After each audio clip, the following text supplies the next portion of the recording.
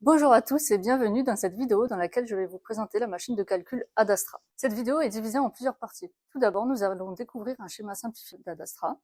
Ensuite, je vais vous présenter les différentes parties de celle-ci, la partie calcul, la partie mode service et les espaces de stockage. Et enfin, je vais vous parler de transfert de données avec un outil et un nœud spécifique. Voici un schéma simplifié de l'architecture de la machine. N'hésitez pas à faire pause pour bien analyser ce schéma, car c'est en comprenant le fonctionnement de la machine que vous arriverez à soumettre plus facilement et plus efficacement des jobs.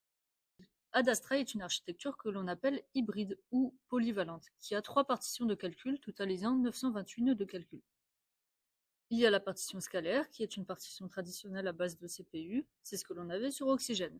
À côté de ça, on a 2 partitions accélérées, une à base de GPU et l'autre à base d'APU. Ensuite, il y a la partie nœud de service qui permet de se connecter, traiter les données à haut débit, et la partie système de fichiers avec un total de presque 26 pétaoctets de stockage et 70 pétaoctets de stockage dit à froid. Et enfin, pour relier le tout, le réseau d'interconnexion Slingshot est une composante centrale dans la machine car c'est lui qui permet la communication entre les nœuds. Je vais vous présenter les nœuds de service plus en détail. Il y a 2 types de nœuds de service, les logins, aussi appelés les frontales, et les HPDA. Ces premiers sont mis à votre disposition pour vous connecter à Adastra et pour la compilation de vos codes. Attention, ce ne sont pas des nœuds pour l'exécution des codes. Si vous souhaitez faire du debugging, il vous faudra soumettre des jobs de courte durée, inférieurs à 30 minutes. Ainsi, vos jobs passeront dans la catégorie debug et vous n'attendrez que peu de temps, voire pas du tout, en fonction de la disponibilité des ressources. Nous avons en tout 10 nœuds de login sur lesquels vous êtes répartis lors de la connexion à la machine. Chaque frontale est constituée de 2 processeurs AMD Genoa 96 cœurs, 550 Go de mémoire DDR5 et une interface Slingshot à 200 Gbps par seconde. Les seconds sont les nœuds HPDA pour High Performance Data Analytics, qui servent au pré- et post-traitement des jobs et à la visualisation de ceux-ci. Une fois connecté sur le service, vous pourrez faire une demande de session NiceDCV qui vous ouvrira un onglet sur un des HPDA avec une interface graphique. Concrètement, chaque nœud HPDA est composé de 2 processeurs AMD Genoa de 64 cœurs cadencés à 2,4 GHz, 2 cartes graphiques NVIDIA L40 et 2,2 Teraoctets de mémoire DDR5 à 4,8 GHz. Pour plus de détails, n'hésitez pas à consulter notre documentation en ligne adastra.cines.fr. Les nœuds de calcul. La partition scalaire a 3,9 pétaflops de puissance en pure CPU, ce qui est supérieur à notre ancienne machine Oxygène qui atteignait 3,5 pétaflops. Les nœuds sont composés de 2 processeurs AMD Genoa 96 cœurs cadencés à 2,4 GHz. Nous avons donc 192 cœurs par nœud avec une mémoire DDR5 de 824 Go. Chaque nœud est raccordé au réseau par une interface Slingshot de 200 Gbps par seconde.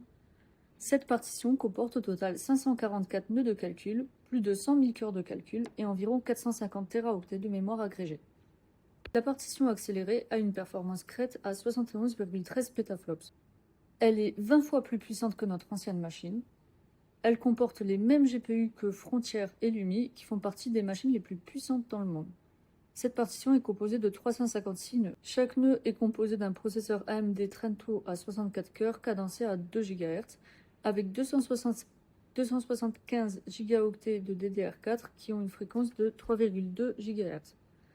À cela s'ajoute la partie GPU, 4 AMD MI250X qui ont chacun 2 GPU, soit 8 GPU par nœud. Chaque AMD MI250X a 137 Go d'HDM2, ce qui donne 550 Go d'HDM2 pour chaque nœud. Chaque nœud est raccordé au réseau par 4 interfaces Slingshot de 200 Gbps par seconde, pour un débit interneux pouvant atteindre 800 Gbps par seconde. Notre toute dernière partition qui est arrivée en août 2024 est la partition à base d'APU. Elle est composée de 28 nœuds APU. Un nœud APU a une performance de 240 teraflops en double précision, donc au total 6,7 pétaflops. C'est une configuration similaire à celle du supercalculateur Exascale El Capitan, qui est la machine la plus puissante au monde au classement du top 500 de novembre 2024. Concrètement, chaque nœud comporte 4 accélérateurs AMD MI300A avec un total de 550 Go d'HBM2. La fréquence GPU des MI300A est bien plus rapide que celle des MI250X.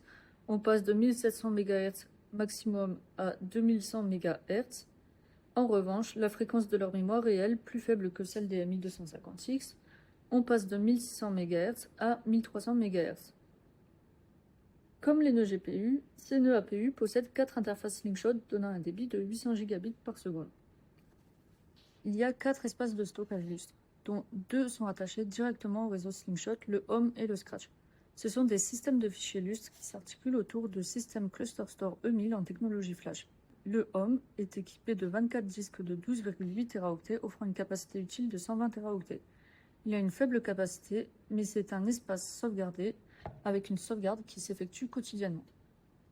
C'est l'espace pour vos fichiers d'environnement, vos codes sources et de développement, sauf tout ce qui est environnement Python, Conda ou les datasets IA qui, eux, doivent être sur le work. Quant au Scratch, il est équipé de 490 SSD de 6,4 Teraoctets chacun, offrant une capacité utile d'environ 1,9 pétaoctets. Il a une très grande bande passante d'environ 1,3 Teraoctets par seconde, mais il a une petite volumétrie. Il n'est pas sauvegardé, contrairement au Home. C'est donc l'espace de travail à privilégier pour vos calculs, mais pas pour la conservation des résultats.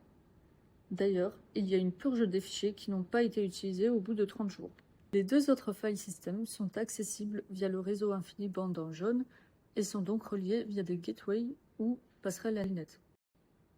Le store, en technologie Lustre plus HSM, a un volume de 9,1 pétaoctets plus 70 pétaoctets à froid, c'est-à-dire qu'ils ne sont pas accessibles directement.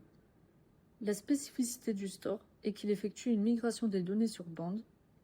Ce mécanisme est très sensible aux inodes, comprenez, fichiers, et les données sont à sauvegarder sous forme d'archives TAR. Pour information, sur le store, la taille moyenne d'un fichier est de 838 mégaoctets. En effet, cet espace étant sécurisé sur bande, il est important d'en réduire le nombre d'inodes. Lorsque le nombre de fichiers est trop important, cela ralentit le processus de sécurisation pour tous les utilisateurs. De plus vous avez de fichiers petits et plus une restauration pourra prendre de temps car chaque fichier pourra potentiellement se retrouver sur une bande différente. Il est donc primordial de rassembler les fichiers dans des archives TAR. C'est l'espace à privilégier quand vous souhaitez conserver des données à très long terme, comme des résultats de calcul. Le 4e file system est le work qui a une volumétrie de 14 pétaoctets. C'est un espace non sauvegardé et non supprimé, c'est-à-dire qu'il n'a pas de purge comme le Scratch.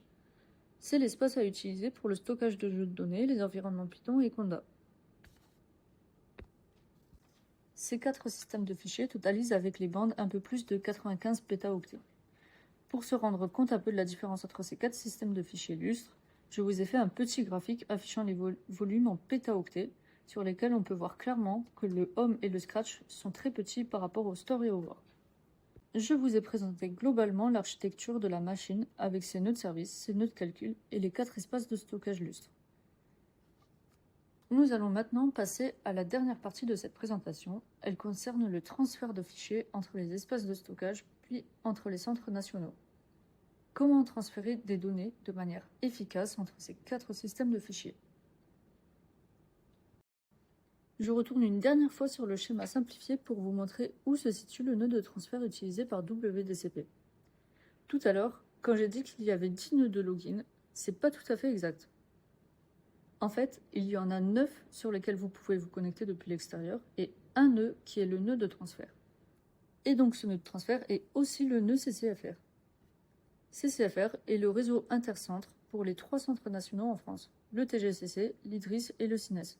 Donc si vous avez un compte au TGCC ou à l'IDRIS et que vous souhaitez transférer des données sur Adastra ou inversement, vous pouvez vous connecter au nœud CCFR d'Adastra depuis leur machine, Jean-Zé et Irène, en faisant un simple SSH sur adastra-ccfr.cines.fr. Merci pour votre attention, j'espère que cette présentation vous aura permis de mieux comprendre le fonctionnement d'Adastra. N'hésitez pas à revenir en arrière ou faire pause sur le schéma simplifié.